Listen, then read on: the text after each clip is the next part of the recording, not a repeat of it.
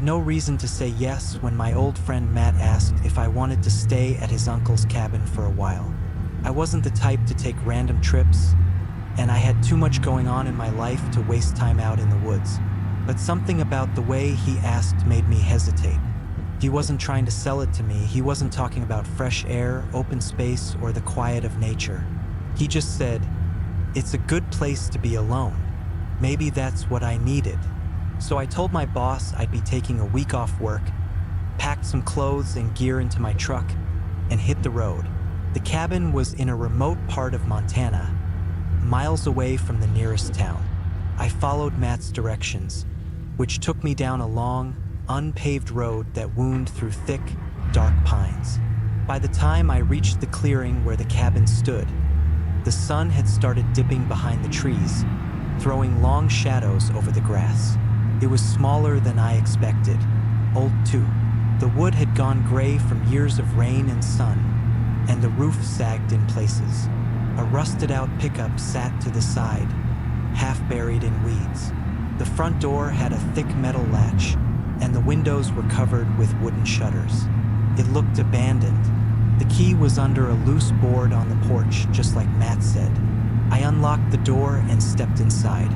The air smelled stale, like dust and old wood. The floor creaked under my boots. There wasn't much inside, just a table, a couple of chairs, a fireplace, and a single bed with a thin mattress.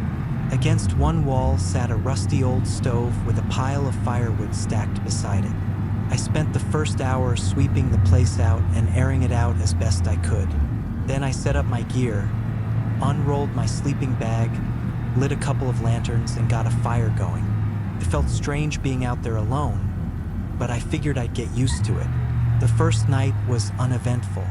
I sat on the porch for a while, listening to the wind in the trees. There was no cell service, no internet, nothing but the quiet hum of the forest. It was peaceful in a way, but things changed the next day. I woke up early, made coffee on the stove, and decided to explore the area. Behind the cabin, the trees stretched for miles, thick and wild. I found an overgrown trail that led deeper into the woods and followed it for a while. About a mile in, I came across something strange. It was a clearing, maybe 20 feet across, with an old fire pit in the center. The rocks around the pit were blackened, and there were burned pieces of wood still inside. But what stood out the most were the bones. They were scattered around the fire pit, some half buried in the dirt. Some were small, animal bones probably, but others were bigger, too big. I didn't know much about bones, but something about them made me uneasy. They looked too thick, too long. I crouched down and picked one up. It was smooth, almost polished, and heavier than I expected. A bad feeling settled in my gut. I dropped it and stepped back. That's when I heard it, a branch snapping in the woods behind me. I spun around, heart pounding. Nothing, just trees and shadows. I stood there for a long time, listening. The forest was too quiet. No birds, no wind, just silence. I started walking back to the cabin, faster than before. That night, I locked the door and latched the shutters. I tried to tell myself it was nothing, just some old bones left behind by hunters. Nothing to worry about. But I kept thinking about that clearing, about the way the bones had been scattered, almost like I didn't finish the thought. Sometime after midnight, I woke up. At first, I didn't know why. The fire had burned low, casting flickering shadows on the walls. I listened, holding my breath. Then I heard it, a sound outside. Slow, heavy footsteps on the porch. I sat up, heart hammering. The floorboards creaked under the weight of something big. I reached for my flashlight, hand shaking. The footsteps stopped. For a long time, there was nothing. Then the door handle turned. I shot out of bed, grabbed my knife from my pack. The handle rattled again, harder this time. I stood frozen, staring at the door. Then, just as suddenly as it started, it stopped. I waited. 5 minutes. 10. Nothing. I didn't sleep after that. The next morning, I checked the porch. No footprints. No sign that anyone had been there, but I knew what I heard. I should have left then. I should have packed my things and gotten the hell out of there. But I didn't. I told myself I was imagining things, that I was letting the isolation get to me. That night, it happened again. This time, I was ready. I sat in the dark, knife in hand, waiting. The footsteps came just after midnight. Slow, deliberate.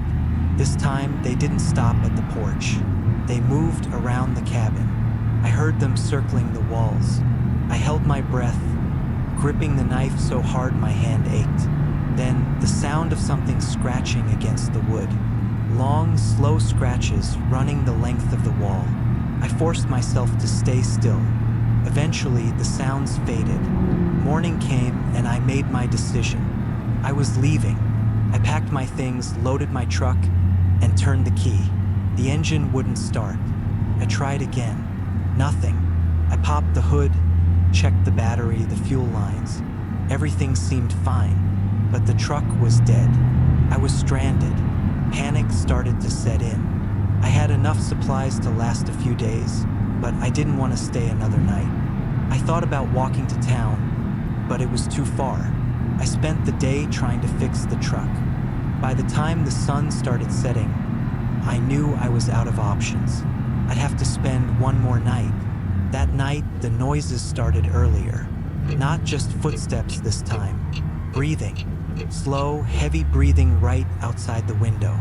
I sat there in the dark, barely breathing myself. Then a voice. Not a whisper, not a growl. Just one word, spoken softly through the wooden shutters. My name. I ran. I didn't stop. I ran through the trees, not caring where I was going. I ran until my legs burned, until my lungs felt like they would burst. I don't know how long I ran, but eventually I saw headlights. A truck parked on the side of a dirt road. A man inside, staring at me like I was crazy. I don't remember what I said, just that he let me in, that he drove me to town, that I never looked back. When I told Matt what happened, he went pale. He told me no one had used that cabin in years. Not since his uncle went missing. They never found him. I don't know who or what was out there, and I don't want to. All I know is this. Some places aren't meant to be found, and some things aren't meant to be heard. I never went back.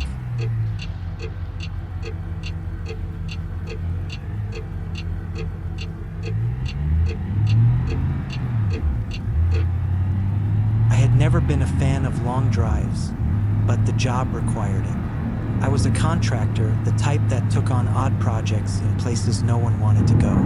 That's how I ended up deep in the forests of northern Montana, miles away from any town, repairing a remote hunting cabin for a man I had only spoken to over the phone. The pay was good, and the job seemed simple. Replace some old floorboards, fix the roof, and patch up any signs of wear. I left town just after sunrise, my truck loaded with tools and supplies. The roads turned from pavement to gravel, then to dirt, and finally just packed down earth. The farther I drove, the denser the trees became. The GPS had long stopped working, so I relied on printed directions scribbled down from the client's email. It took me nearly 6 hours to get there. By the time I arrived, the sun was beginning its slow descent, casting long shadows through the trees. The cabin sat in a small clearing, old but sturdy, with a tin roof that had seen better days. The man who owned it wasn't there. That had been the arrangement. He'd mailed me the keys, said he'd check in when he could. I wasn't expecting visitors, which was exactly how I liked it. I parked my truck near the porch and stepped out, stretching my legs. The air smelled damp, thick with the scent of pine and earth. I grabbed my tool bag and made my way inside. The cabin was small, just one main room with a fireplace, a tiny kitchen, and a single bedroom off to the side. Dust coated every surface, and the wooden floors creaked beneath my boots. The furniture was sparse. A table with 2 chairs, a sagging couch, and a bed in the other room. There were no personal items, no decorations. just a place for someone to sleep when they needed to get away from the world. I set to work immediately, pulling up old floorboards and checking for rot. It was slow, tedious work, and by the time I glanced at my watch, it was past 9. The forest outside was black. The only sounds the distant calls of insects and the occasional rustle of wind through the trees. I locked up for the night, cooked a quick meal on the propane stove, and rolled out my sleeping bag on the couch. The bed in the other room looked too dusty to bother with. I woke up to a noise. First, I thought it was just the wind. Then I heard it again. Something moving outside. A slow, deliberate crunch of leaves, stopping and starting. My body tensed. I reached for the flashlight beside me and clicked it on, sweeping the beam toward the nearest window. Nothing. I sat up, listening hard. The forest was silent now.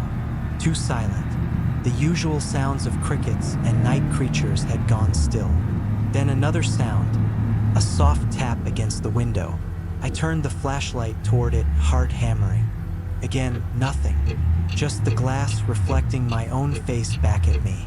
I told myself it was probably a branch in the wind. That was logical, but something about the silence unsettled me. I got up, grabbed the hunting knife I always kept in my tool bag, and walked to the front door. I hesitated before opening it. Just a peek, I told myself. I pulled it open a crack and